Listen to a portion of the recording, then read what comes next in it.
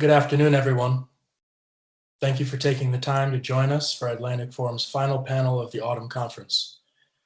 I hope that those of you who have dropped into our other panels over the past 2 days have found what you heard insightful and thought-provoking, which I hope we can build on here.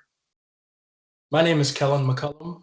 I'm a program manager for Atlantic Forum and will be moderating today's panel entitled The Cards Were Dealt, Proofing NATO for the Externalities and Non-Traditional Adversaries of Tomorrow. Until now, this conference has covered the breadth of discontinuities facing NATO and put under a spotlight various issues the alliance will have to reckon with in a new geopolitical landscape. Now, we're putting politics in focus, both at the institutional level, NATO, and within individual member states that have endured crises which have stress-tested political systems with mixed results. So here's what we are exploring today with our panelists. Is NATO as an institution prepared for the challenges and discontinuities that lie ahead? Where do we come up short politically? From a policy standpoint, to what extent is there a gap, if there is one, between the threat orientation of the alliance and the contingencies that lie ahead?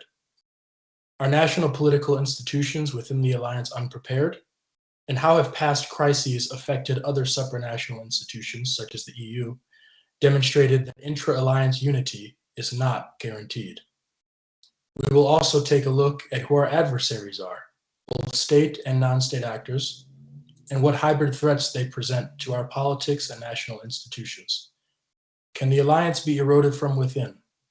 What safeguards are in place, or what additional ones are needed?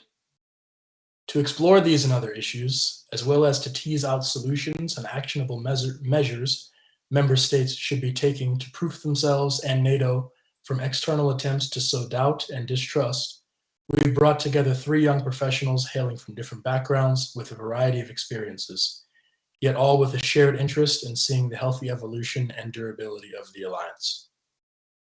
Our first panelist, Anka Agaki, is an associate director for the Transatlantic Security Initiative in the Scowcroft Center for Strategy and Security.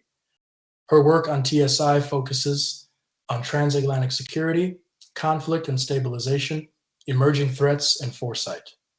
Anka is driven by a desire to understand the long-term transformation of conflict, and her experience and interests are at the intersection of security policy and development. Previously, she worked for the EU's European Defence Agency on defense capability development projects in the information security and space domains, and served as United Nations Youth Representative for Romania, focusing extensively on the UN 2030 Agenda and Sustainable Development Goals. Anka is a Security and Defense Fellow with Young Professionals in Foreign Policy. She holds a Master of International Affairs from Columbia University's School of International and Public Affairs, with a concentration in international security policy and a double specialization in conflict resolution in Africa. She holds a Bachelor in International Relations and European Studies from the University of Bucharest, as well as a BA in International Business and Economics from the Bucharest Academy of Economic Studies. Anka is originally from Bucharest, Romania. Anka, welcome. Thank you so much, Kellen, for the very extensive bio, and thank you so much for the invitation to be here today. I'm really excited to be here with you all. And I guess maybe just to briefly set up the conversation on my end, as you heard, what I'm interested in is not only where we are at today, but also where the alliance is headed in the future. That's the bread and butter of what I spend my days working on. And so with that in mind, I think the only thing I will say to set up the conversation is that NATO, I think, is in many ways at a crossroads where we are at, and as we head towards a new strategic concept. I think in many ways we have a difficult strategic landscape which sees the return of great power rivalry, as we've seen, and NATO snapping back into kind of a traditional defense and deterrence role. But at the same time, a host of other non-traditional challenges that will require new capabilities, new institutional changes, and new formats of collaboration. So with that in mind, I'm really excited to dig into that with all of you today and see what are the external threats, what are the internal threats, and how NATO can be better in dealing with all of them. Great, and we are equally excited to have you on board. Our next panelist, Andrew Erskine. Andrew is a research analyst at the NATO Association of Canada and is an analyst director for the NATO Research Group, where he leads a case study on regional security in Southeast Asia. He is also a political analyst for the New Global Order, a think tank based in Rome, Italy, and a researcher for the Consortium of Indo-Pacific Researchers based out of Air University. Andrew holds a master's degree in global affairs from the University of Prince Edward Island, Canada, and his work focuses on great power competition, the Indo-Pacific, and Canadian foreign policy. Andrew, welcome. Thank you, Kellen, for the introduction. It was greatly appreciated. I'm extremely thankful for the opportunity of being a panelist and partaking in discussions with my fellow panelists with the Atlantic Forum's Autumn Conference. I would like to reinforce, first and foremost, that the views or opinions expressed during this panel represent my own and do not necessarily reflect the views of the NATO Association of Canada, the NATO Research Group, the New Global Order, or the Consortium of Indo-Pacific Researchers. The topic of identifying threats from externalities and non-traditional adversaries is something that needs more attention, in my opinion, from the strategic and policy circles of NATO and its members. NATO is an alliance that has been around for the past 72 years and has firsthand experiences with operating within great power rivalries, state-centered conflicts, peacekeeping, and anti-terrorist operations, along with assisting in environmental and pandemic responses. But with the post-World War II international rules-based order moving towards a deepening multipolar structure, and with the geopolitical and economic centers of gravity turning towards the Asian continent, NATO needs to reinforce its perspective of being a pillar for obviously transatlantic defense and deterrence, with its leadership role in guiding and preserving a rules-based international order. With these two principles emerging, NATO is currently undergoing and will continue to go and encounter security and defense challenges that will test the alliance's military, political, and institutional unity, cohesion, and effectiveness. In particular, today I hope to argue and have an insightful discussion about NATO's current dilemma in undergoing inter-alliance problems with developing a collective Indo-Pacific engagement strategy, along with anticipating the growing challenges posed by China's great power rise and how this will impact the alliance's security and defense mandate for its regional responsibility. Great. Welcome, Andrew. Glad to have you. Our third and last panelist, but certainly not least, is Guillaume Lauwers. Guillaume graduated this year from the Free University of Brussels with a Bachelor of Political Science, specializing in international relations. He completed a Master of Political Science, focusing on European and international governance. He has written on policy issues that overlap with challenges facing NATO, such as the increasing accessibility of the Arctic Circle. He has taken part in various conferences under the Model United Nations umbrella across Europe and continues to be captivated by the range of threats, seen and unseen, that could stress test the alliance. Guillaume currently works for Soitan International, a Belgian-based agency involved in organizing national and international congresses, meetings, and events. Guillaume, welcome.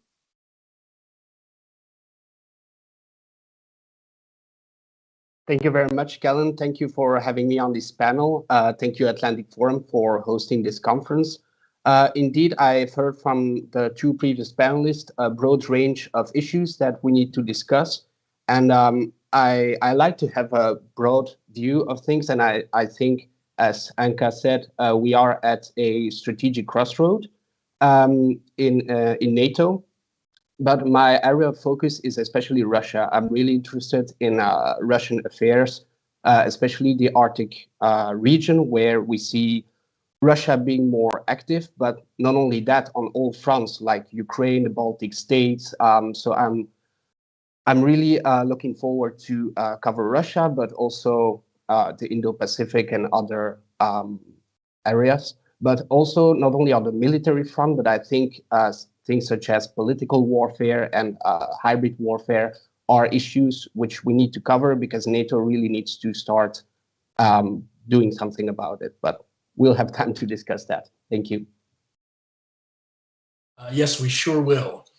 Before we dive into more substantive matters, just for anyone watching, we have a couple of surveys. One you can take now, in which you'll be asked for your view, your perspective on the biggest challenges, the nature of the biggest challenges and threats facing NATO, whether they're internal or external, whether they're on the offensive end being perpetrated by state or non-state actors, externally and internally, whether the disconnect between NATO and its member states and their respective societies, or whether political factors within the institution pose the greatest threat.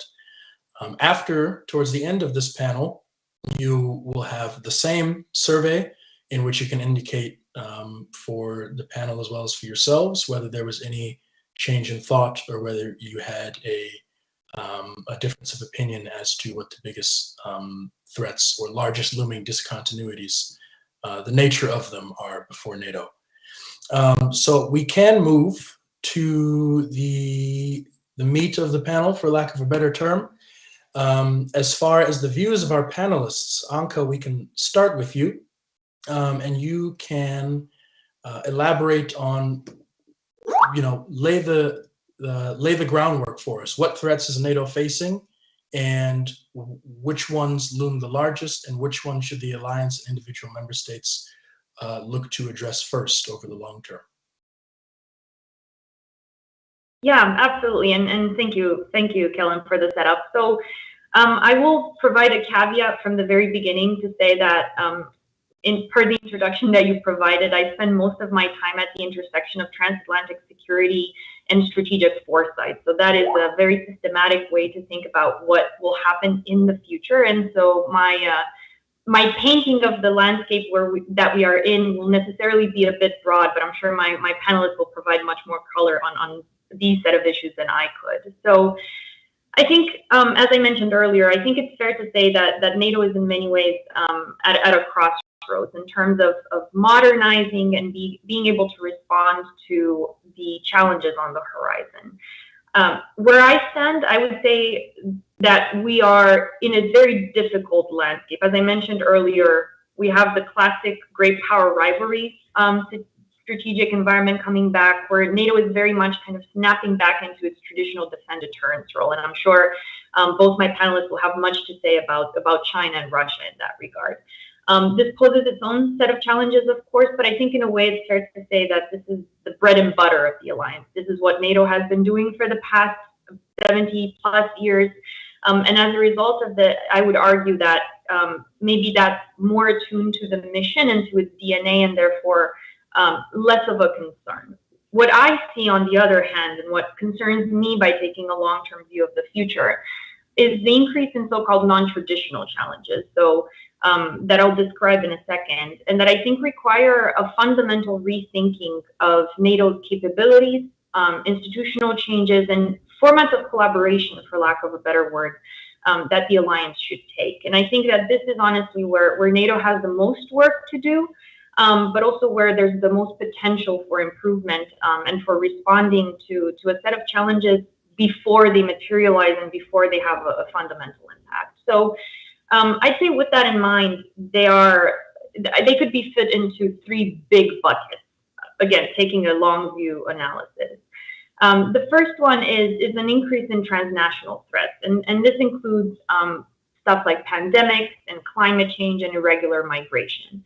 And it's fair to say that many of these threats are traditionally outside of what NATO was meant to do, but I think increasingly they will increase and pervade every single part of NATO's operations and the institutional way in which it works.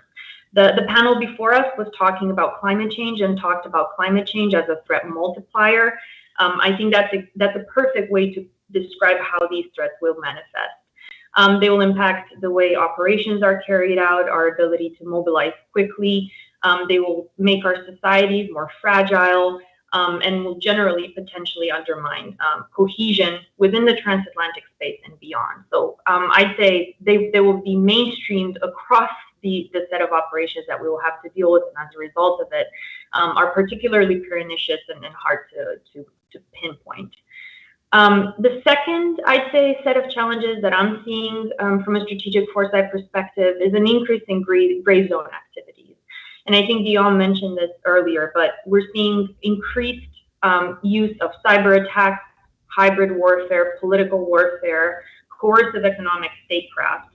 All of these activities that tiptoe around and below the threshold of the use of force and the declaring Article 5, and which in many ways allow adversaries like China and Russia to level the playing field, to be able to challenge the alliance from a position where their asymmetry is managed. So I think that even as we speak about great power rivalry and the return to defense and deterrence, it's equally important to consider that these great power adversaries may be using asymmetric and other tools to kind of democratize the field and be able to challenge NATO from a position of strength. And then finally, I'd say the last bit of this, and this is maybe the only internal threat that the alliance is facing, is one of democratic recession. And this is in no way unique to the transatlantic community, though I'd say that this is where it's mostly felt.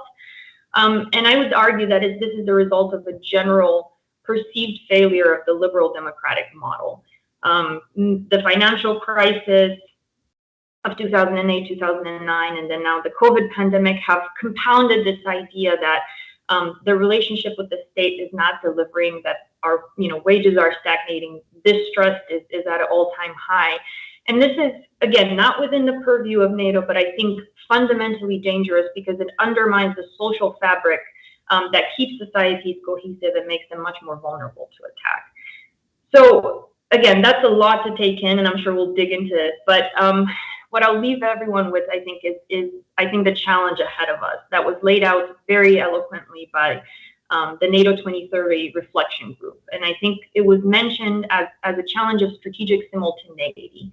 So the idea that NATO has a variety of threats coming at it at full speed, some of which are intertwined. And the challenge ahead of us, and this brings us to the political part, will be how to prioritize and then politically how to cooperate so that when they do hit, we're prepared and the alliance bounces back stronger as it has in the past in every situation, and is prepared to what's ahead. So how we manage strategic simultaneity and how we're going to be able to politically push through it, I think, is what's on the horizon for us and what I'm excited to figure out today. Thank you. Great, very insightful, very substantive. Andrew, we'll go over to you, whether it's just something Anka said that you want to build on, or whether you just want to introduce us to a fresh perspective as to the greatest challenges and threats NATO is running up against over the medium term or the long term, or even near term threats. Yeah, thanks, Callan. I think Anka pretty much had a great encompass of the challenges NATO is facing, and as she was talking about intra problems that the alliance is having, I just couldn't help but think of, especially in my work of analyzing the Indo-Pacific and how that can relate to NATO's obviously mission of the transatlantic security and defense, and then also being a pillar of the rules-based order. I think one thing that is also kind of driving inter-alliance problems in terms of cohesion and unity in developing either a strategy or developing a collaborative outlook of engagement with either state actors or non-state actors is essentially the rise of, as Anka said, great power competition, but also what that does to the major powers within NATO. I mean, if we look at the United States, we look at Great Britain, and then we look at France, they've all individually either tilted their foreign policy or pivoted completely in the Pacific. And what we're seeing at this point is conflicting foreign strategies with how to engage, nations like China, how do they engage their neighbors like Vietnam, South Korea, Japan, or regional organizations like ASEAN. And we're already starting to see kind of small little ramifications that have, I would say, not major implications, but minor ones that can transform into major ones. And if you just look at, the recent trilateral security pact with Australia, United States, and United Kingdom, AUKUS, right? The United States and the Great Britain supplying and being in development with Australia to develop nuclear power submarines when France had a prior deal. And even though, France publicly was dismayed with that and recalled their ambassador from the region, these small instances of not being able to collectively, have an outlook and engagement strategy for the Indo-Pacific, I think will pose one of the biggest problems, in the coming decades, especially as we get to the centennial of, the Communist Chinese Party. Something that, during that mandate, Xi has said, he wants to accomplish his Chinese dream of, obviously reunifying Taiwan and also really reinforcing Chinese regional hegemony in the Indo-Pacific. So I would just try and reiterate and reinforce that the lack of strategic consensus with how to develop an ex-regional strategy among not just the major powers, but all of the powers, small, minor, and middle of NATO, I think is going to be a huge driving point for intra-alliance cohesion going forward. And it's something that we've seen has been exploited, not just by Russia in terms of cyber attacks and energy diplomacy, but something China has also done as well with economic, coercion and economic diplomacy with its Belt and Road Initiative and its economic investments in, the Balkans and the Baltics and Eastern Europe. So I think that I would just add that to what Anka said about, internal and intra-alliance problems. Great. One thing that I left out in the introduction for the audience before we move to Guillaume is there is a live Q&A feed for the audience should they want to submit any questions at any point over the course of the panel. Should there be questions in queue, we will probably wait to answer those on the latter quarter of the panel time frame. But just so that everybody's aware of that, that is something that I omitted before we got started.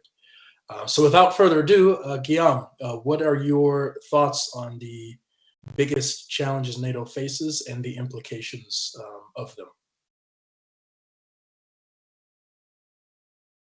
I think my two other co-panelists have already alluded to it. And I think there is indeed an external and an internal dimension. Externally, clearly the rise of China and a more assertive, even aggressive Russia. But I think that NATO is still seen too much as a military alliance. I mean, it was formed as a military alliance. But as Anka said, there is political warfare, hybrid warfare. And I think these are aspects of power. I mean, you have hard power, like military power, economic power, and political power. But Russia and China have been playing a more subtle game. So they have been, sorry, I got a bit lost. But no, sorry, I forgot my words. No, that's quite all right, because we can actually circle back to a point that Anka made in the beginning part of her remarks. I believe you said, Anka, something along the lines of, given the current geopolitical landscape, NATO's snapping back is the term you used, into its traditional defense role. But my what I would contend, and what I'm sure the three of you would contend to varying extents as well, is falling back on the alliance's bread and butter, to coin the phrase Anka used. Is that misguided? Is falling back on NATO's traditional role? Do we think that's inadequate to meet the discontinuities and the challenges that lie ahead in the long term? Or is there some value in reverting back to that traditional role? Because what comes to mind for me, somebody who is new, relatively still new to living in Europe, when I hear discourse around NATO now, I keep thinking of Emmanuel Macron's speech where he referred to NATO's brain death. So are we playing into, is that the prevailing narrative when we speak of NATO falling back into its traditional role? Or do you guys have a different opinion? Anybody can have the floor first. Perhaps Anka, you first, since I'm referring to your remarks, and then everybody else can chime in as they wish. Sure. Yeah, that's a great question, and I love how you're setting us up to debate you. I think maybe what I'll start by saying is that I think in many ways NATO is a victim of its own success, and what I mean by that is NATO is the reason why we sometimes forget what NATO does or thinks that NATO is brain dead, I would argue, is because nothing happens. But that's a result of a very successful set of decades where NATO's defense and deterrence actually worked. So paradoxically, because we're not seeing any incidents happening, I think that's just an endorsement of what NATO has been doing. And so to answer your question, Kellen, I think it's number one, it's really important that NATO builds on that, especially in the sense of responding to Russia, which was what Guillaume was referring to, I think, and responding also in the Indo-Pacific, and building up its conventional capabilities to continue in that very successful endeavor. But I don't think it's an either or, if that's what you were getting at, Kellen. I don't think necessarily doing more in terms of defense and deterrence means that we have to do less when it comes to other non-traditional threats, which is where I'm coming from and what concerns me on a day-to-day basis. I think, as I was saying earlier, it's a question of how to prioritize among the two, what is important to respond to in the near term versus the medium term versus the long term. I think Andrew was referring to that the challenge in the Indo-Pacific is already taking place, but it's in many ways, I think, on a longer timeline than the very immediate Russian threat on the eastern flank. And also, I think, what instruments to use. We have an alliance that has an incredible array of frameworks and institutions at its disposal, not to mention that so many of its member states are actually EU member states too, which raises, I think, the onus on NATO-EU cooperation that I see personally as a very good shortcut to manage this dilemma and to be able to respond to this host of challenges that are facing the transatlantic community and that we need to get out of together. But let me stop there. I'm sure my panelists have many more intelligent things to say. Anyone else, feel free to chime in as you wish. Yeah, Anka, brought up a great point with, the longevity of NATO and, the successes of its mandate for security, defense and deterrence that, has resulted from that. And, as she said, with the Indo-Pacific, it's very much, a long-term strategy compared to, to Russia and the assertiveness that they have, shown in the past and have reasserted, towards Ukraine and near the borders of NATO members. I think something that plagues NATO a little bit is that everywhere within its members, right, there are threats that take more precedence. If you look at, the Eastern members, obviously in the Eastern flank, with Russia being right there, that's going to take more onus. If you're looking at the Southern flank countries like, Spain, Italy, Greece, Turkey, and some of the Balkan states, you're going to see, terrorist organizations and, forced mass migrations taking much more of a concern. If you look at, the northern, Arctic flank, obviously Russia, China's near Arctic status that was, just recently approved in 2013, that would take precedence. And then if you look at Canada, United States, I think there's, an issue that doesn't really get too much attention and light on is its Western flank, right? We always hear that, NATO has these different flanks, but not too much consensus or kind of strategic outlook has been put towards the Western flank, which does exist among its members. Although it only encompasses 2 members that, possess a very large geographical borders, and obviously it's a region that, is guarded and guided by the principal ally that is the United States. We've already seen where, where the Biden administration and before him with the Trump administration, their outlook is towards the Indo-Pacific. So I think that everywhere where you are within NATO has, different dilemmas, different problems that they see the alliance and its traditional roles in maintaining their interests within the alliance. So is that something that's going to get much more, I guess, is it going to be much more of a dilemma that's going to increase over time, or is NATO going to be able to, come back, draw its members back, and consensusly, in the consensus, build up its, its acknowledgement of all the different problems that it has, and kind of have one driving force for its role for, transatlantic security and defense? Great.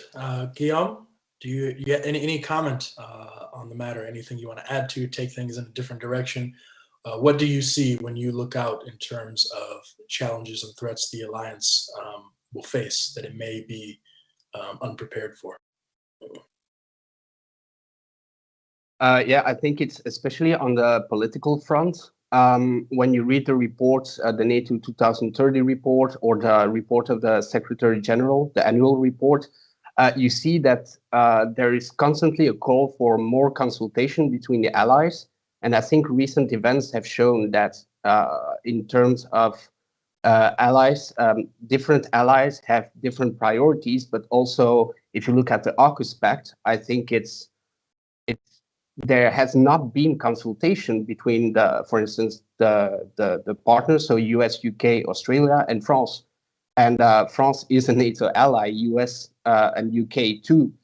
And this was a major issue, and I think President Biden recognized it, that he should have consulted with the European allies. But it's not only the AUKUS Pact. I think it's different countries that have different priorities, but we see that there is not so much consultation within NATO. But yeah, people forget that NATO is the only transatlantic forum, and what we see is in terms of political warfare is China and Russia trying to go towards the countries individually, trying to get them away from NATO. And this is a major problem because right now there is no institutional structure where allies really consult with each other and form a sort of common front. And yeah, that's dangerous because what you see Russia doing, for instance, is they constantly call out NATO, constantly call out the EU, say how mean they are and stuff like that. But towards individual countries, they say, oh, look, but we respect the sovereignty, we respect the UN Charter, so we want to negotiate on a bilateral basis. But it's just the EU we don't like. It's NATO we don't like, but we like you. But it's actually very subtle, but it's powerful because from a bilateral point of view, Russia is stronger than most countries in Europe. And so if they can make these countries leave their multinational setting, then these countries are going to have, it's way more difficult to oppose Russia. For instance, take my country, Belgium, very small country. If Belgium had to negotiate with Russia, we are way weaker than if we negotiated in a EU or NATO setting. So I think this is the major threat, and this is what, well, experts have been calling upon, is consultation. I think calling for more defense is, okay, it's good, but it's again the military dimension. I think that the military dimension of security is only one dimension, and we need to invest in other types of security. We see actually in all sectors, economy, finance, technology. I think our own, in Belgium, the National Security Agency warned against, for instance, buying Chinese smartphones, because actually these smartphones are, let's say, kind of full of spyware, and all this information goes back to Beijing. So these are, it's gray zone. It's not warfare, but it's very dangerous because data, for instance, data is an important tool. And what we see is that in the technology sector, this will be a major issue if we do not come together as NATO allies. Yeah. Great. I see. I'm sure our other panelists want to have something to add. One brief thing that I want to add is all three of you have to various extents touched on matters that leave NATO unprepared for future threats, which the alliance has agency over, in theory, to change on its own. But a point that Guillaume just mentioned was your home country of Belgium. If they are negotiating, you negotiate on a weaker footing when you negotiate individually, rather than coming together in unison as a bloc.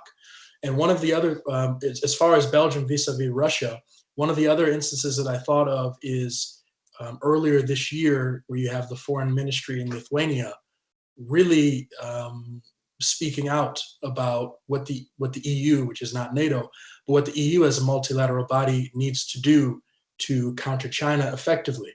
And you saw their foreign minister mention what the actionable steps China had been doing to essentially pick off Central and Eastern European states, some of which were EU members, to play on various economic and non-security interests. And also one of the things that you see play out across Europe is how various member states' interests are manifested. So you have the coalition talks for a government in Germany, in which one of the coalition partners, the Greens, are somewhat, to varying extents, somewhat skeptical or outright hostile to some key pillars of NATO. You have conflicts between NATO members that have flared up in recent years, such as Greece and Turkey.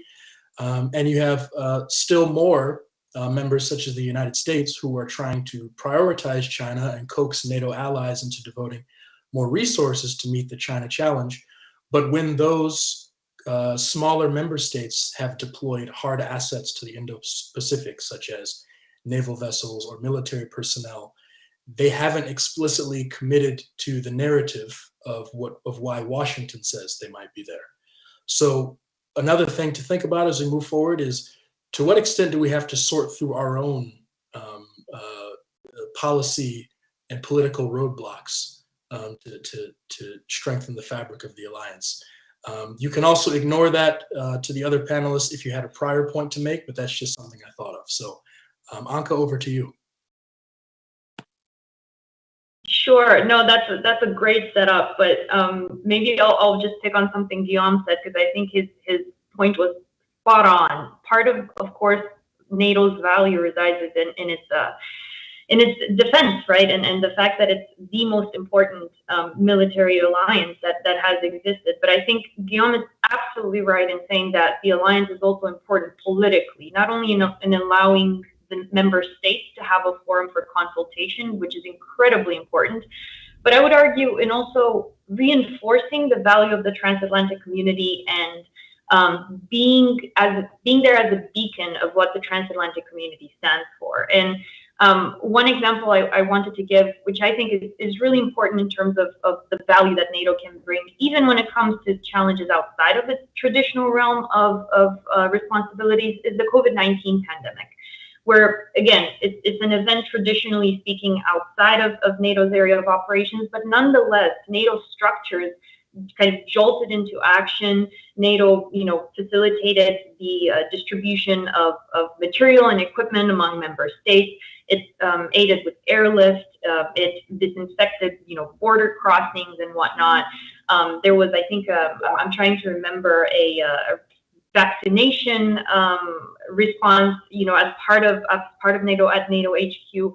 All of that, I think, matters, because it shows that the alliance is not only there to defend us, but it also delivers on some of these issues that are closer, I think, to many of its populations. And as a result of it, it reinforces the connection and the political weight that the alliance has. So I think Guillaume is spot on, and it's definitely something to consider. Andrew, you wanted to add something as well. Go ahead. Yeah, just to build off, what Guilherme and Anka, very eloquently, detailed in their responses. I guess I would just want to build off that another issue that is really hindering the alliance, cohesion, unity in developing, a new strategic concept, which is, NATO 2030. We hear this all the time. We heard it with, when Biden was newly elected, he went to, NATO headquarters and preached that, NATO's strategic concept needs to adapt and, reinvigorate itself for the coming challenges.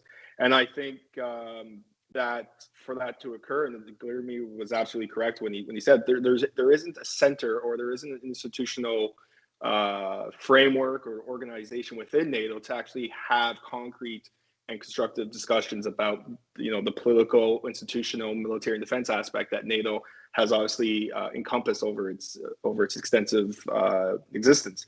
And there have been calls and mandates to have essentially redraw a new Atlantic Charter for the alliance. The charter still mimics a post-World War II Cold War environment.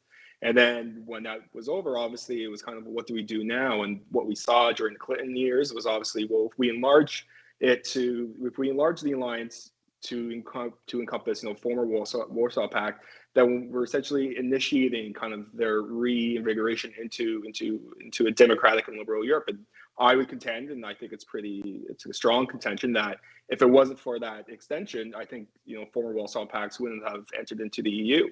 And then after the Clinton years, we had the Bush and the Obama administration in the American unipolar moment, as it's also often called, where we'll transition into peacekeeping and anti-terrorist operations. And I think right now transatlanticism as a whole is kind of stuck in this. Well, what's our purpose for the coming decades? Is it strategic competition with a foe like Russia? Is it a strategic competition with a rising China that isn't really in our sphere as of yet? So I think definitely that's something that NATO and its leaders need to really consider going forward, is, what does transatlanticism mean in this modern era and to each state? And how can we build upon that to ensure that, it reflects all the needs of the members, not just the major powers and, the principal ally in the United States. And I think a way to do that is to, essentially create a transatlantic council. And this is, this organization within NATO could, incentivize greater intergovernmental cooperation, at head of state meetings, ministerial and institutional summits, along with, transatlantic economic organizations like the European Union, or the newly drafted CUSMA with Canada, the United States, Mexico. Definitely great points. Guillaume, would you like to add to anything either Andrew or Anka said, or add your own bit?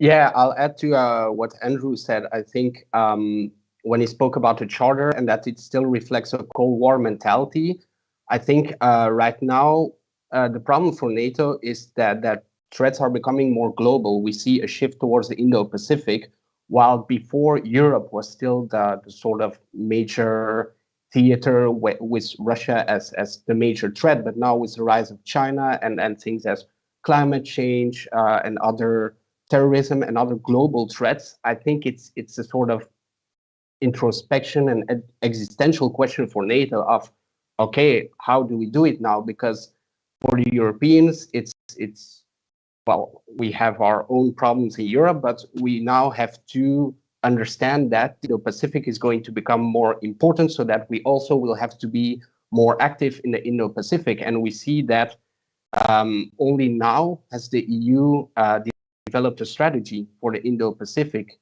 but that is on a multilateral setting. But if you look at the countries individually, European countries, I think only a few countries in Europe, like France, Germany, Netherlands, have specific Indo-Pacific strategies, but the rest don't. So how do you want to negotiate in a NATO setting if other countries still haven't thought about it? So we really need to start thinking about it, of a more global NATO. And I think it's difficult for the Europeans because, well, especially on the military domain, we still have trouble.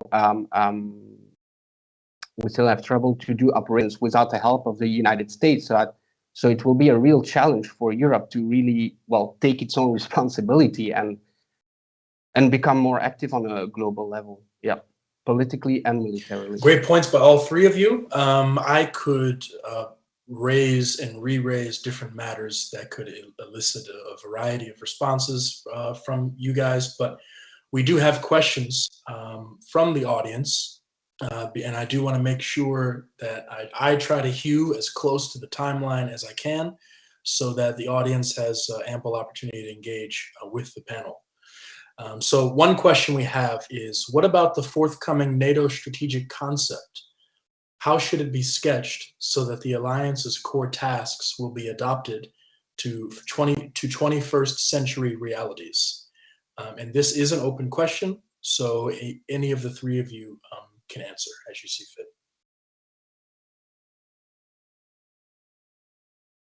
I mean, I can take a stab at it. I think it's a phenomenal question, and we think about it all the time too, about how the strategic concept should look like. And I think it's fair to say from the very beginning that it will be a particularly important strategic concept in the sense that I think we have a limited window of action on a variety of issues that we've already been talking about and that will definitely need to be included in the strategic concept. So I'm thinking here about responding to China's rise, climate change, for example. The window is closing, and so I think there's a lot of weight on this strategic concept to deliver and to allow for, let's say, coordination and agreement in spite of many of the shortcomings that exist in terms of finding common ground and the diverging threat assessments that exist among member states that Guillaume and Andrew explained so well. In terms of how it can be adapted, I am a bit biased, so I will recognize that from the very beginning, but I think a core issue that the new strategic concept should focus on extensively is resilience. I think in this environment, it is absolutely impossible, and as tragic as that might sound, to be able to respond to every single threat that comes at us. It's just impossible. There's just too much. So I think the alliance needs, first of all, a shift in mindset where we accept that risk is in some cases inevitable, and we focus extensively on how we can prepare for that risk, how we can recover, and then moving forward, how we can learn and do better next time. So, what that means, I think, is raising the level of ambition when it comes to resilience at a very minimum, dedicating resources to it, increasing situational awareness, early warning systems, information sharing, all of that. But I would argue we can go even further maybe and use existing NATO structures to make some headway when it comes to resilience. In a piece that I wrote a long time ago, we were talking extensively about how to mainstream resilience. And I think one easy way to do it is to use the NDPP. It's a great structure. It allows for coordination, capability development across the alliance, and I think it's a very natural next step in a way to use the framework that NDPP provides to be able to make progress on resilience. That's just one very practical example, but I think the broader point stands. We need to admit that we can't prepare for everything, and so it's equally important to change our mindset and come from a place where we can bounce not only back but bounce forward as a result of the institutional structures, policies, resources, and collaboration structures that we have to dedicate to this. Anyone else can also address the question if you like. Free reign, absolutely.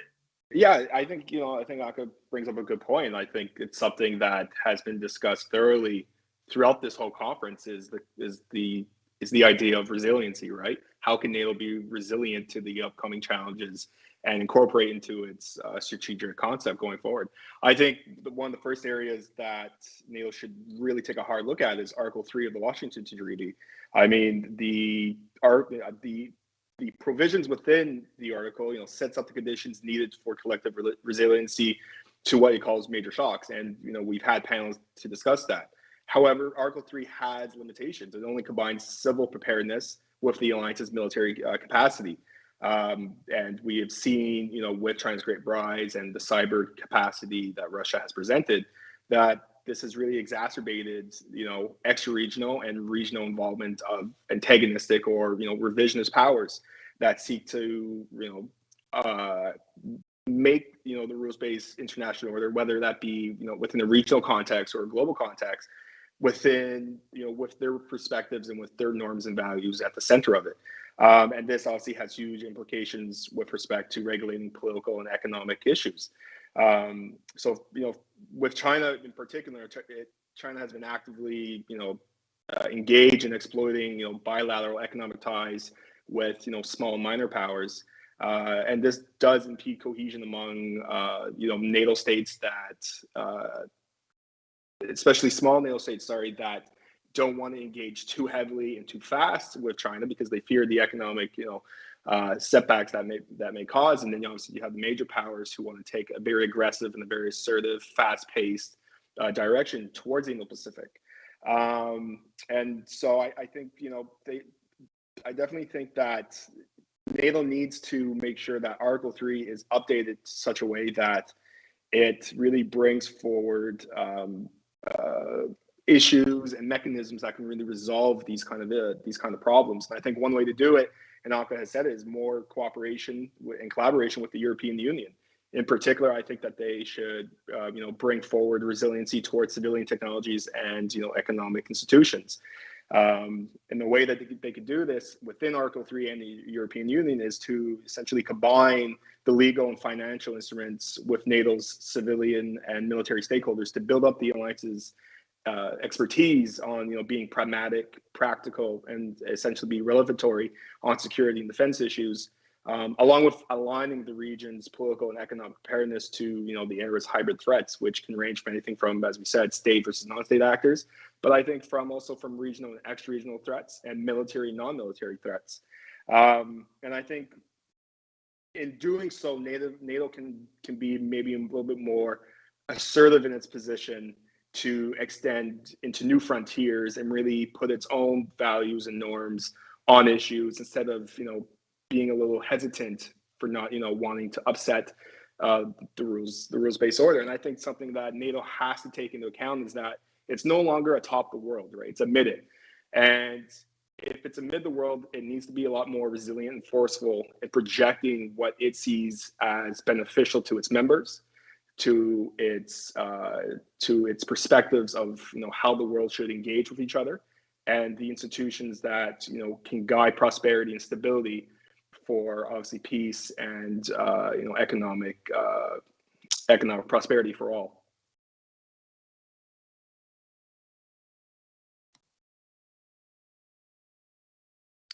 Yeah, if I can build upon the points that you made about resilience, I think a strategic concept should really incorporate the whole of government approach. I think countries are talking about it because we see that when we talk about national security, many people still think the military, especially, but what we see now is in terms of political warfare, what China is doing is not necessarily in the European states, it's not military aggression, but it's rather economic coercion and trying to lure states away with their deals. So we see that security is interrelated in the different sectors. And what we have now in NATO, I think, is a sort of aggregate of national interest and national capacities. But this whole of government approach, some countries have it. I think, although Finland is not a NATO state, they do have a sort of whole of government approach because they have more experience in it. So we should share best practices with them and to recognize that we should not think in terms of categories, not like, okay, this is military security, this is economic security, this is technological security, but it's all interrelated. And Russia and China are, well, their campaigns that they are launching is a total campaign. So they don't only think about military security, but they are really on all fronts. And the more we wait to find a common response to this, the more, the weaker we become. So, but this will require that we do more together as NATO or as the EU. And there's a question is, are people in these countries ready for it, because as Anka said, there is a democratic backlash. So democracy is trust in the institutions is weakening. So I think we'll also need to put in more effort on communicating towards the public, and really try to get more support, because public opinion right now towards NATO is positive in all countries. But yeah, if we do more together, we really need people to understand why we do this, because otherwise they will not understand.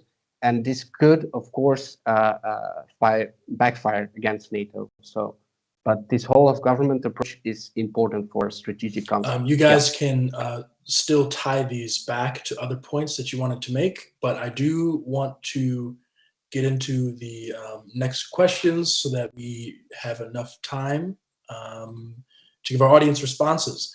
The next two questions are from the same viewer, so I will do my best to combine them into one.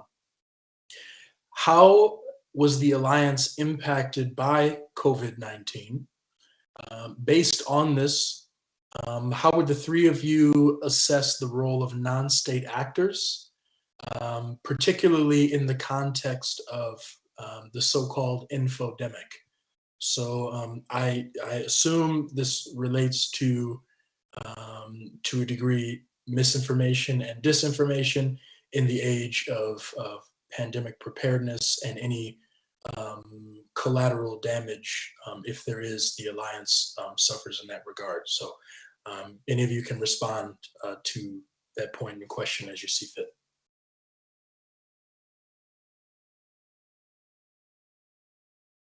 So, Okay, go ahead, please. Go ahead. Okay, sorry. I think, yeah, the COVID pandemic is a good example that it's a military threat is not necessary to really, how should I put it, to really create a crisis in our countries. The COVID pandemic is not a military threat. It was simply a virus, but we see how unprepared we actually were. If you remember the early days of the pandemic, the shortages of masks and medical supplies, and even a sort of nationalism between the countries, which were hoarding stocks for themselves, like a me first. And I think China and Russia have been very active in the propaganda fronts on social media and other domains. So to say, look, you know, you're not doing things together. They are actually, they are not your brothers. They don't care about you. So, and this is dangerous. This was only a virus, so or only a pandemic. So are we really prepared for the next crisis? I think this is why we have talked about resilience, and this is why it is so important. And we need to start to learn from this crisis and to do more things together. And communications is, I think, for me, one is also part of security. I think communications and social media are the next battleground, if I may put it in military terms, because public support, I think, is going to be way more important than military preparedness. I think it's also, if the people really need to support what we are doing, otherwise it's only an aggregate of military troops, but there needs to be a collective transatlantic understanding of, yes, we are doing this together. Yeah, I think I can respond to maybe the first part of the question especially, but I think it's fair to say that the COVID-19 pandemic, as I was mentioning earlier, definitely, I think, brought home the idea that NATO needs to expand its conceptualization of security policy, and that it needs to have a much broader definition, as Guillaume was mentioning earlier, that not only includes a whole of society approach, but a host of issues that up until now maybe the alliance was somewhat minimizing, let's say. So I think in that regard, we knew that pandemics were happening, we knew that climate change was an issue, we knew that technology was evolving, and that we would have cyber attacks, but I think the pandemic, definitely COVID-19, brought this home and increased the level of ambition and I think also the urgency in responding to it. The other part that I will say is that I think it also brought home the point that NATO needs a much more expansive framework to respond to these threats. And in general, I think increasingly the alliance is starting to realize that these threats are pervasive and include every part of society. So include state structures, include the private sector, include civil society in general. And I think that we're seeing increasingly an emphasis of NATO reaching out to new communities. So reaching out to the private sector, for instance, when it comes to technology and innovation, reaching out to civil society and working with folks who are in the first line of defense when it comes to, say, a major incident, because you need all of these forces, and because I think ultimately a successful response starts from the local level. So in many ways, I guess to sum that up, the pandemic brought home a lot of ideas that were floating in the air, but I think fundamentally crystallized this notion that NATO needs to expand its definition of security and the institutions and structures that it uses for it. So let me stop there. Yeah, it is interesting, and I'm not going to sit here and pretend to know exactly exactly how the COVID pandemic affected NATO. This is not an area that I have extensive knowledge in. But what I will say is that it also brought forward a new diplomatic concept, and that's vaccine diplomacy. Right? We've seen the Russians' vaccine Sputnik and the Chinese vaccine Sinovac, essentially as a way of these two powers to exploit internal and intra-alliance inability to have discussions and to, like Anka said, that framework of being prepared for such a major shock. And if NATO wants to avoid, I would say, certain issues with that, I think that their framework should encompass definitely some kind of strategic outlook on how vaccine diplomacy will be, I guess, an influential dilemma that will, that can essentially be used by, its rivals or its adversaries, or even, with some of its members going forward. All great points. I will switch gears and go to more of I suppose, a rapid fire response. We do have a last question, but given that we are running up on time constraints, I want to make sure we have time for it because I think it neatly sums up a lot of the points brought up in the panel and also ties back to a specific point about what NATO can do to perhaps paper over or heal some of the fang fabrics within the alliance. And the question is, are further binding legislation or mediation mechanisms through policy, I suppose, needed to deal with certain heads of state of NATO members who act contrary to alliance interests? And I just a tidbit that I can add is when I originally read the question, I thought in military terms, for instance, the issue that NATO's been having with Turkey, a member state, is the acquisition of air missile defense systems that aren't compatible with those that other brokers within the alliance, major brokers within the alliance, would like to see. But I'm sure that there are many ways to answer the question, so very curious about all of your thoughts.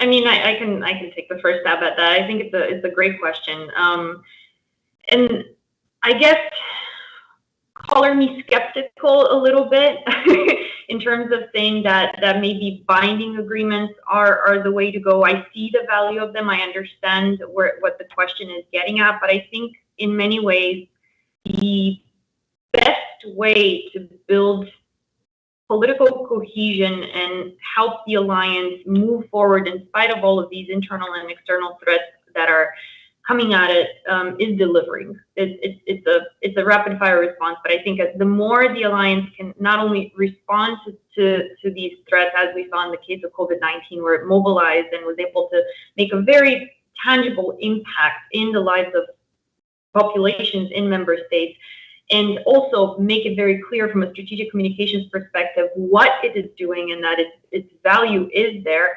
I think that's the easiest way to build, maybe to reinforce the value of what the alliance stands for, build popular support for it, and therefore, as a result of it, I think brings some more cohesion. So short answer is maybe less enforcing structures and maybe more just delivering on the promise of the alliance as it was established many decades ago.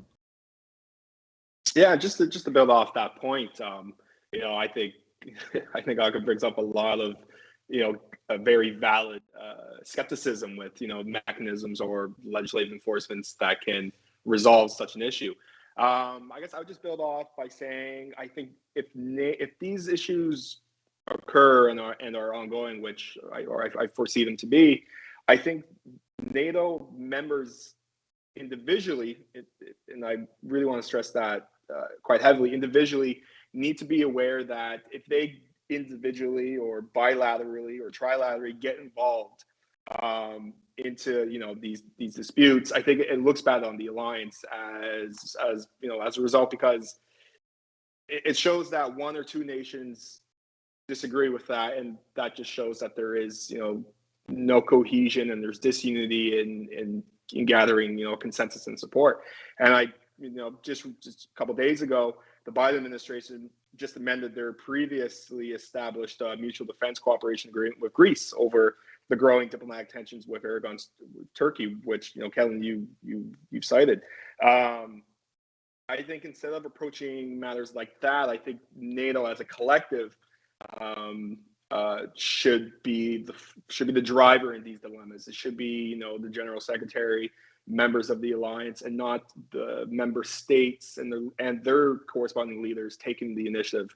I think NATO really needs to take the reins as an organization and showcase that it is the organization that represents all. And if these matters occur, then it needs to be at the forefront of communications, political and institutional disputes.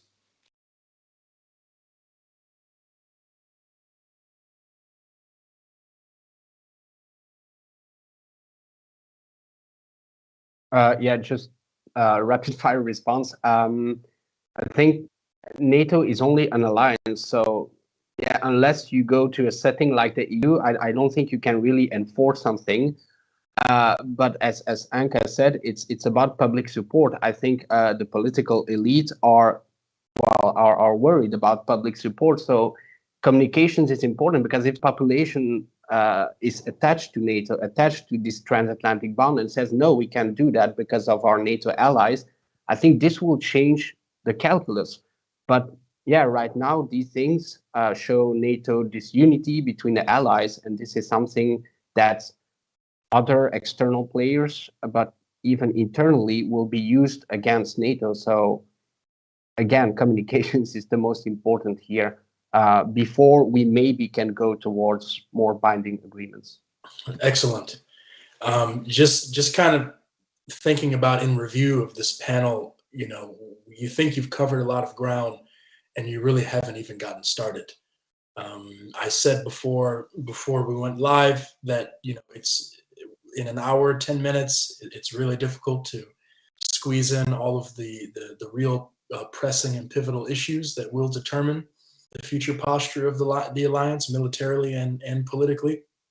Unfortunately, we could probably spend an indefinite amount of time covering these issues, but I'm glad that we were able to get through the audience questions, and a sincere thank you for the valuable contributions of the panelists, Anka, Andrew, and Guillaume. And I hope that the audience has learned some valuable insights. They can take the second Slido survey so that we can observe whether there was any changes. But our initial response showed that among viewers, external threats were seen as the most pressing and immediate discontinuities.